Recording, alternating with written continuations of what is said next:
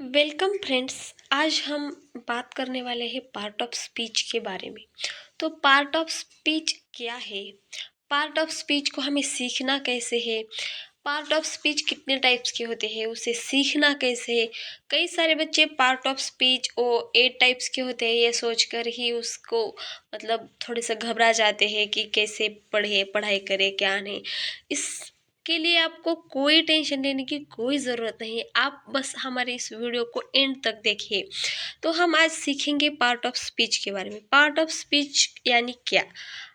अगर हम कोई भी बात करते हैं, कोई भी सेंटेंस कहते हैं, जैसे कि he is writing a letter, यह पूरी एक बात है। He is writing a letter एक पूरी बात है। मान लीजिए इन इस सारे सेंटेंस में जो वर्ड्स है वो अलग अलग टाइप के हैं। सारे सारे के सारे सेंटेंस जो सारे के सारे वर्ड्स जो है वो अलग अलग है। और ये सारे के सारे वर्ड्स मिलकर जो सेंटेंस बना है, इसे ही तो हम कहते हैं पार्ट ऑफ स्पीच। जो भी हमारा सेंटेंस होता है, जितनी भी हमारी इंग्लिश होती है, जितने भी वर्ड्स इस्तेमाल होते हैं, उनकी खुद की एक पहचान होती है। जिसका ही की एक अलग पहचान है, इज की एक है अलग पहचान है, राइटिंग की अलग पहचान है, अ की अलग पहचान है, और लेटर की। उसी को कहते हैं पार्ट ऑफ स्पीच। और पार्ट ऑफ स्पीच कितने टाइप्स के हैं?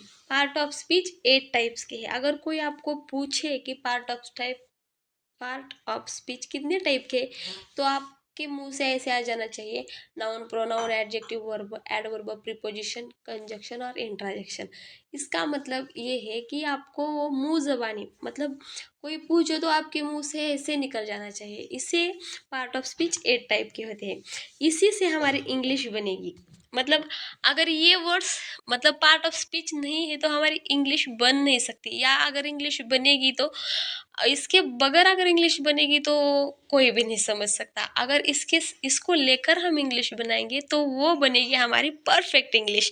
तो हम आज की वीडियो में देखते हैं कि पार्ट ऑफ स्पीच 8 टाइप के हैं। तो चलिए देखते हैं। जितने भी हम इंग्लिश बोलने की कोशिश करते हैं, लिखते हैं, सुनते हैं, जितने भी उसमें जो वर्ड हमारे होते हैं वो यूज़ होते हैं, उनका कोई नाम होता है। और वह नाम कितने तरह के होते हैं? तो 8 तरह के होते हैं। जिसे हम पहचानना शुरू कर दें तो उसके मतलब अ, अगर हमने ये पहचानना शुरू कर दिया तो हम ग्रामर सीख गए। ये तो 100% क्लियर है कि अगर हम पार्ट ऑफ स्पीच, अगर हमने इसमें ही क्या है, इज क्या है, राइटिंग क्या है, अ क्या है, लेटर क्या है, अगर हम इतना जान गए तो 100% गारंटी है कि आपको पार्ट ऑफ स्पीच आ गया। तो देखिए, अगर पार्ट ऑफ स्पीच हम समझ जाएंगे, अगर हमें पार्ट ऑफ स्पीच समझ में आएंगे, तो हम अनसीन और सीन पैसेज आसानी से हमारे जो पैसेजेस होते हैं, सीन पैसेज हो या अनसीन पैसेज हो, जो हमारे एग्जाम्पल में पैसेजेस आते हैं वो हमें आसानी से समझ आएंगे। तो उसका अगर कई कई सारे बच्चे पैसेज देख के ट्रांसलेशन नहीं कर सकते हैं उसका, तो अगर हम पार्ट ऑफ स्पीच अगर हमें आ गई तो हम उन पैसेज को ट्रांसलेशन कर सकते हैं। अब कई सारे बच्चों के लिए स्कूल में पार्ट ऑफ स्पीच दिया जाता है एग्जाम्पल में। उम, आजकल पुलिस भर्ती के एग्जाम से या और कोई भी यूपीएससी एमपीएससी, उसमें इंग्लिश ग्रामर, मराठी ग्रामर कुछ मार्क्स के लिए आता ही आता है। 10 मार्क्स के लिए समझ लीजिए, 15 मार्क्स के लिए समझ लीजिए, या कोई भी नया एग्जाम है उसमें हमें ग्रामर दिया जाता है। और ग्रामर हर किसी को आना चाहिए। अब हम स्टार्ट करते हैं पार्ट ऑफ स्पीच, जो कि वर्ड्स होते हैं। अभी हमने समझा वर्ड से सेंटेंस बनता है, और जो सेंटेंस बनता है उसे हम पार्ट ऑफ स्पीच कहते हैं। अब जो भी वर्ड्स होते हैं इंग्लिश में, उनकी अपनी खुद की एक पहचान होती है।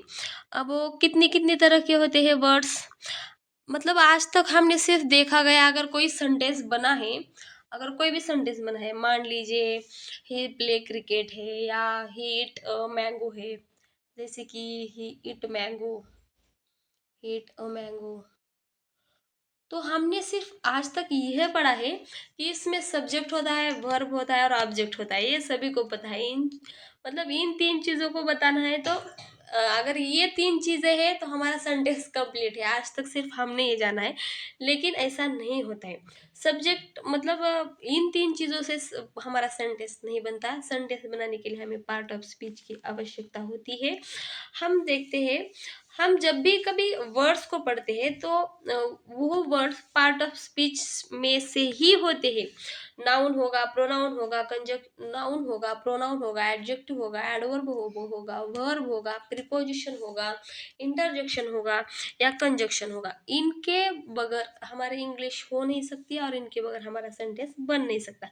अगर हम बात करें नाउन की, अगर हम बात करेंगे नाउन की, तो पार्ट ऑफ स्पीच में से जो सबसे आसान टाइप है नाउन का, वो सबसे आसान टाइप जो है उसे हम नाउन कहते हैं। इस मतलब नाउन से इजी कुछ भी नहीं है। नाउन क्या है? अगर हम किसी चीज को नाम दे देते हैं, अगर एक कोई लड़का है, अगर हम उससे कहेंगे शौर्य है, तो जो शौर्य है उसे ही तो हम नाउन कहते हैं। जो भी वस्तु हमें दिखाई देती है, जैसे कि डब्बा है, कुछ फोटोग्राफ्स है, कुछ भगवान के फोटो है, भगवान के भी नाम होते हैं, लक्ष्मी जी है, राम जी है, मतलब लक्ष्मी जी है, सरस्वती जी है। अगर हम देवताओं की बात करें, कृष्ण है, श्याम है।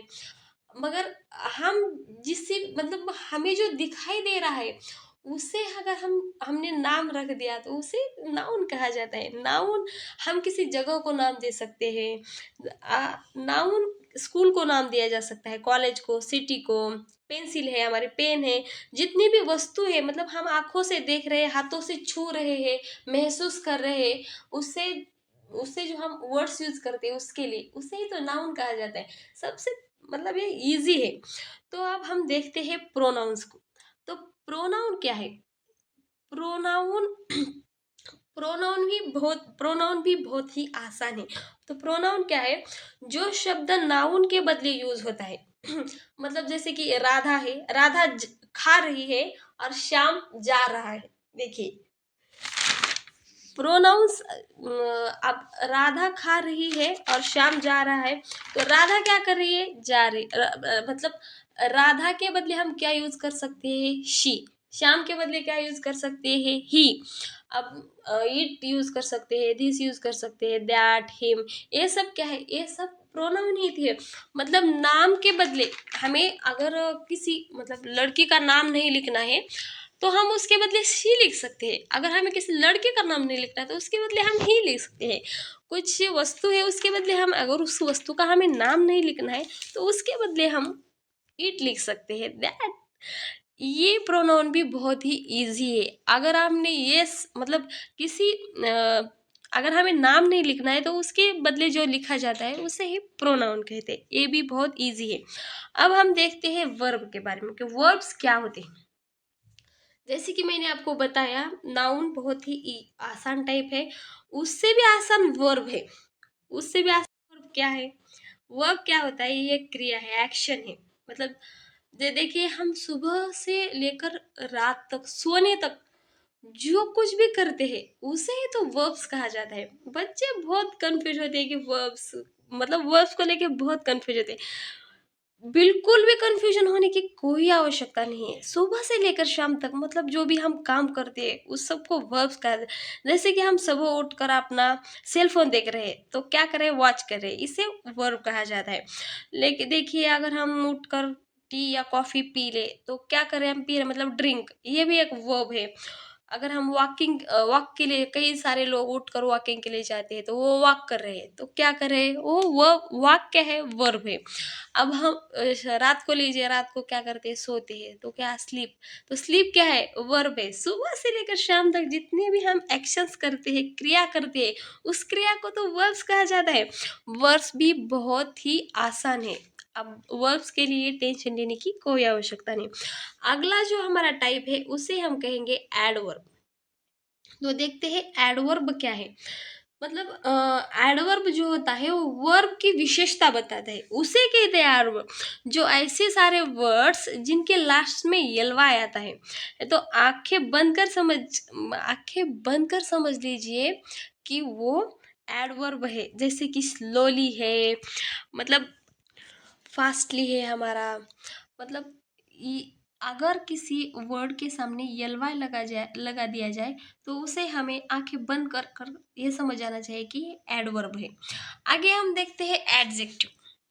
आगे हम देखते हैं एडजेक्टिव।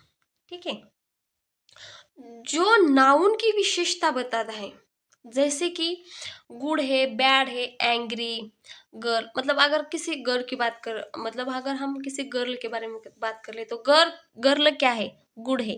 गर्ल क्या है? बैड है। गर्ल क्या है? इंटेलिजेंट है। गर्ल क्या है? ब्यूटीफुल है। गर्ल क्या है? एंग्री है। गर्ल क्या है? मतलब ज़्यादा मोटी है। ये सारे जो वर्ड्स गर्ल के लिए यूज किए जाते हैं, मतलब इनके बाद जो आएगा उसे हम कहेंगे एडजेक्टिव। ओके, तो मतलब जो नाउन के लिए विशेषता बताता है कि जो हमारा नाउन है, जैसे कि कांचन है, उसके बारे में जो भी वर्ड्स विशेषता बताएंगे कि कांचन कैसी है, जो भी वर्ड्स हम उस कांचन के बारे में जो विशेषता बताएगा, उन सभी वर्ड्स को हमें कहना है एडजेक्टिव। आई होप आपके एडजेक्टिव समझ में आया होगा। उसके बाद हम बात करते हैं प्रीपोजिशन के बारे में। नाउन या प्रोनाउन के आगे लगकर मतलब उसका संबंध किसी दूसरे नाउन या प्रोनाउन से करे तो वह शब्द प्रीपोजिशन है। हमें क्या देखना है? प्रीपोजिशन। नाउन या प्रोनाउन के आगे लगकर उसका संबंध किसी दूसरे नाउन या प्रोनाउन से करे तो वह शब्द क्या है? प्रीपोजिशन है। आंखें बंद कर कर हमें समझ लेना चाहिए। ठीक है, अगर संज्ञा या सर्वनाम को वाक्य के मतलब अगर हमारा नाम है और सर्वनाम है, मतलब नाम को और सर्वनाम को वाक्य के बाकी हिस्से को जोड़ने वाला जो शब्द होता है उसे ही तो हम प्रीपोजिशन कहते हैं। अगर कोई चीज किसी चीज के अंदर हो, मान लीजिए एक बॉल, मतलब एक बॉल लीजिए, अगर वो बॉक्स के अंदर हो तो प्रीपोजिशन क्या यूज होगा? अगर बॉक्स बॉल के अंदर है तो प्रीपोजिशन क्या यूज होगा? अब बताइए। इन। हाँ, अगर अ, किसी चीज के अंदर है तो इन होगा। अगर ऑन है मतलब पर, किसी चीज के ऊपर, विथ है के साथ, किसी चीज के साथ, मतलब किसी चीज के साथ होने को दर्शाता है विथ। फॉर क्या है? के लिए, किसी चीज के लिए होने को दर्शाता है। फ्रॉम से, फ्रॉम क्या है? एक प्रीपोजिशन है। इन क्या है? प्रीपोजिशन। ऑन क्या है? विथ क्या है? फॉर क्या है? From, to, between, above, under. मतलब अंडर के नीचे, किसी चीज के नीचे, ये पुस्तक टेबल के नीचे है। बिटवीन के बीच, किसी चीज के बीच, वो बॉल कपबोर्ड के बीच फंस चुका है। फ्रॉम से, किसी चीज से अलग। टू तक, किसी चीज तक, मतलब किसी चीज तक होने को वो दर्शाता है। इससे ये सारे जो यूज होते हैं हमारे on, under, in front of, near, ऐसे बहुत सारे प्रीपोजिशन हैं जो हमारे डेली यूज में यूज किए जाते हैं। प्रीपोजिशन समझने के लिए मतलब प्रीपोजिशन समझना बहुत ही आसान है। आई होप आपके समझ में आया होगा। आगे हम बात करते हैं कंजक्शन के बारे में। तो कंजक्शन क्या है? कंजक्शन वाक्यों को जोड़ने के लिए उपयोग किया जाने वाला एक शब्द है, एक वर्ड है, जो हमारे सेंटेंस को जोड़ने के लिए। अगर कंजक्शन के बारे में कहा जाए तो जो कि एक सेंटेंस दूसरे सेंटेंस को जोड़ दे, एक नाउन दूसरे नाउन को जोड़ने का काम करे तो वो क्या है? कंजक्शन। तो हमारा कंजक्शन है। यह संबंध नहीं बताता, ये जोड़ने का काम करता है। आपके समझ में आया? जो हमारा कंजक्शन है, वो कंजक्शन क्या करता है? वो एक नाउन को दूसरे नाउन से जोड़ता है, एक सेंटेंस को दूसरे सेंटेंस से जोड़ता है। आइए देखते हैं उसका कुछ एग्जांपल। अगर I study and I play, इसका मतलब क्या है? मतलब मैं स्टडी भी कर रही हूँ और मैं खेल भी रही हूँ। जो एंड जो शब्द आता है, एंड जो वर्ड है, वो क्या कर रहा है? दो वाक्यों को जोड़ रहा है। इसे हम कहेंगे कंजक्शन। दो वाक्यों को जोड़ने का उसका। बट दो विरोधी विचारों को जोड़ने के लिए, मैं जाना चाहता था लेकिन मेरे पास समय ही नहीं था। I wanted to go but I didn't have time. मतलब मैं जाना चाहता था लेकिन मेरे पास समय नहीं था। I wanted to go but I didn't have time, जो बट आता है वही तो हमारा कंजक्शन है। मैं थक गया हूँ इसीलिए मैं सो जाऊंगा। I am tired so I will sleep. जो हमारे सेंटेंस को जोड़े जोड़े जोड़े रखता है वो है सो। वो सो क्या है? कंजक्शन, एक कारण बताने के लिए। ओके। मैं बहुत थक गया हूँ परंतु मुझे अभी अभी भी पढ़ाई करनी है। तो वो परंतु क्या है? हमारा कंजक्शन है। ओके। तो अब हम बात करते हैं इंटरजेक्शन के बारे में। तो इंटरजेक्शन क्या है? इंटरजेक्शन जो ऐसे शब्द जो आश्चर्य को व्यक्त करें, जो ऐसे कुछ ऐसे शब्द हमारी। इंटरजेक्शन एक ऐसा प्रकार है, एक ऐसा टाइप है जो हमारे भावनाओं को व्यक्त करने के लिए यूज किया जाता है। जैसे खुशी है, दुख है, आश्चर्य है, दर्द है। इंसान के कई सारे भावनाएं होते हैं, उन सारी भावनाओं को जो व्यक्त करने का काम करता है वो काम इंटरजेक्शन करता है। तो इंटरजेक्शन भी सबसे इजी टाइप है पार्ट ऑफ स्पीच में। इसकी एक अपनी खासियत है। ये वर्ड के आमतौर पर ये वर्ड के मतलब सेंटेंस के शुरू में या अकेले कहीं पे वो होता है। उसे मतलब उसे पहचानना बहुत ही इजी होता है।